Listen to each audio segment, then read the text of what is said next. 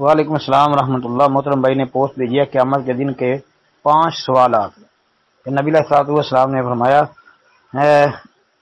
یعنی سوال یہ ہوں گے، نمبر 1، تم نے زندگی کیسے بسر کی، جوانی کیسے گزاری، مال کہاں سے کمایا، کہاں کہاں خرچ کیا، اپنے علم کے مطابق کہاں تک عمل کیا۔ ترمذی حوالہ 2424 نمبر لکھا، بھائی 2424 نہیں ہے، 2416 نمبر اور 2417 نمبر حدیث ہے۔ 2400 جو ہے نا 16 نمبر حدیث، اس میں الفاظ ہیں، عبداللہ ابن مسعود رضی اللہ عنہ حدیث کے راوی ہیں، لا تزول قدم ابن آدم یوم القیامت من عند ربہ حتی یسأل عن خمس۔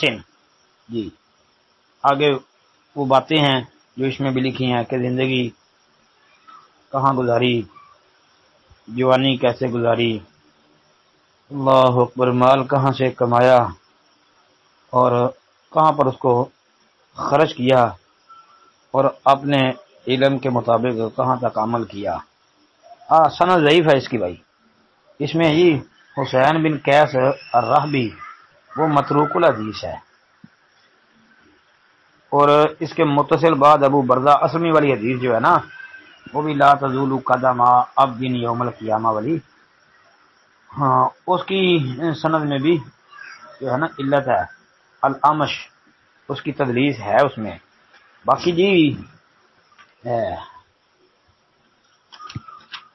بعض علماء نے جو ہے اس کے شواہد اکٹھے کر کے تو محققین نے اس کو حسن شمار کیا ہے۔